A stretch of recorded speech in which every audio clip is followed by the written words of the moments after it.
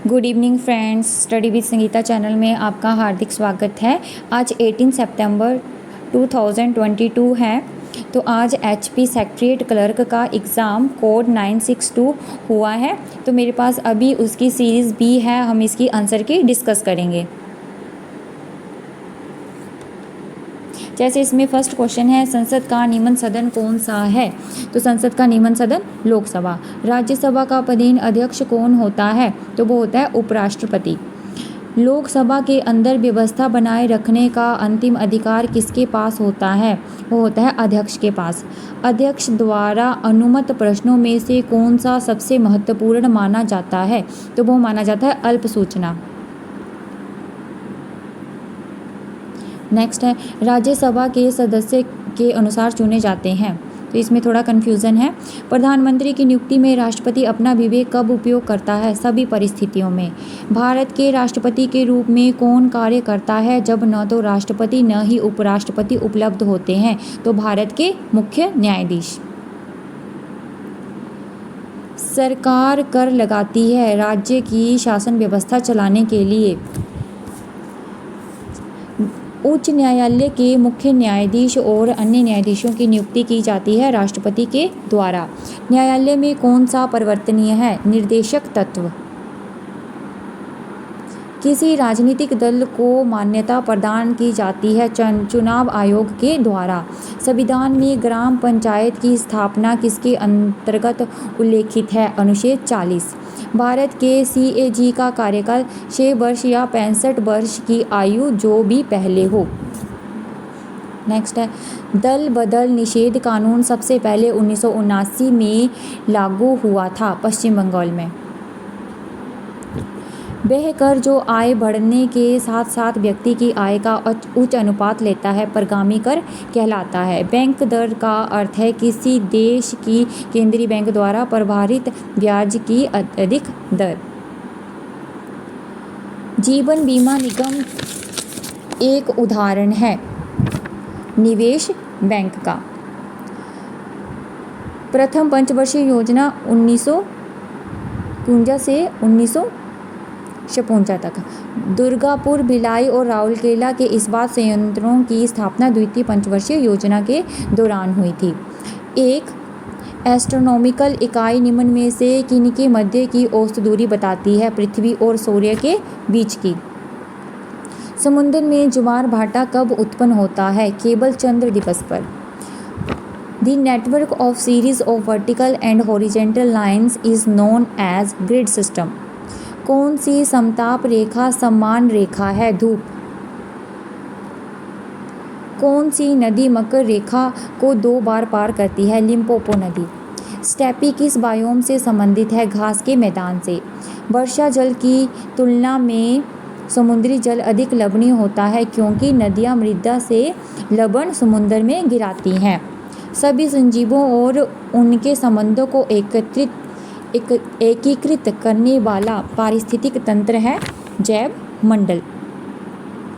समुद्र का चौड़ा प्रवेश मार्ग प्राय अवतल आकार का होता है जो कहलाता है खाड़ी। हिमाचली पर्वत श्रृंखला उदाहरण है बलित पर्वतों का। कौन सी नदी पंजाब से संबंधित नहीं है? ताप्ती। दक्षिण पश्चिम मानसून के दौरान तमिलनाडु सूखा रहता है क्योंकि ये वर्षा आच्छादित क्षेत्र स्थित है। निम्नलिखित में से किस राज्य में लेटराइट मिट्टी पाई जाती है? महाराष्ट्र। कौन सा मृदा अपरदन का कारण नहीं है? अपवाह। नेक्स्ट है, जैवमंडल आरक्षित क्षेत्र की प्रथम योजना कौन सी थी? नीलगिरी जैवमंडल आरक्षित क्षेत्र। कौन सी जल विद्युत परियोजना तमिलनाडु में नहीं है? इडुक्की।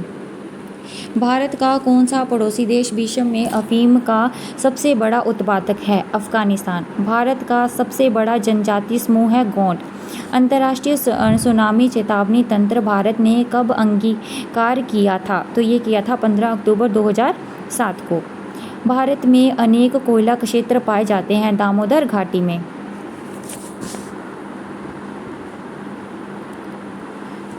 नेक्स्ट है, कवक के अध्ययन को कहते हैं माइकोलॉजी। अग्र अंगमारी सामान्य रोग है आलू का। जैव निम्नीकरण अपशिष्ट को डैश की सहायता से उपयोगी बनाया जाता है। वैसे ये इसका सही जो आंसर है वो आएगा कंपोजिट, तो इसमें थोड़ा कन्फ्यूज़न है। बच्चों में विटामिन डी की कमी से होता है रिक्टस।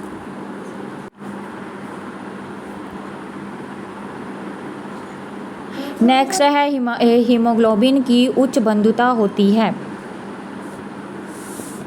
Carbon dioxide. पुरुषों में प्रस्थापित होने वाले दांतों की संख्या है 12। ब्रिक की कार्यात्मक इकाई है नेफ्रॉन। मेनिंजाइटिस एक रोग है जो प्रभावित करता है मस्तिष्क को। रक्त में यूरिक अम्ल के उच्च स्तर के कारण होता है गठिया। जब पशुओं में कौन सी अत्यधिक गर्मी सहन कर सकता है? वैसे तो ऊंट है, पर इसमें मुझे कन्फ्यूज़न है, आई थिंक गोट हो सकता है। जब मोटे कांच के गिलास में गर्म द्रव डाला जाता है तो वो चटक जाता है, क्योंकि यह ऊष्मा का कुचालक है, इसलिए इसकी आंतरिक स्तर का विस्तार होता है। सब्जियों को पकाते समय उसमें एक चुटकी नमक डालने पर वह कम समय में पक जाती हैं, क्योंकि जल का क्वथनांक बढ़ जाता है। देखो कंफ्यूज करने के लिए कितना कुछ लिख दिया है, बढ़ जाता है, कम हो जाता है। आगे देखो, फिलामेंट प्रकार के प्रकाश बल्ब में उपभोग की गई अधिकांश विद्युत शक्ति प्रकट होती है दृश्य प्रकाश में। समतल दर्पण द्वारा निर्मित प्रतिबिंब जो कि पर्दे पर प्राप्त नहीं होता है वो कहलाता है आभासी प्रतिबिंब। ध्वनि ऊर्जा को विद्युत ऊर्जा में चेंज करता है माइक्रोफोन।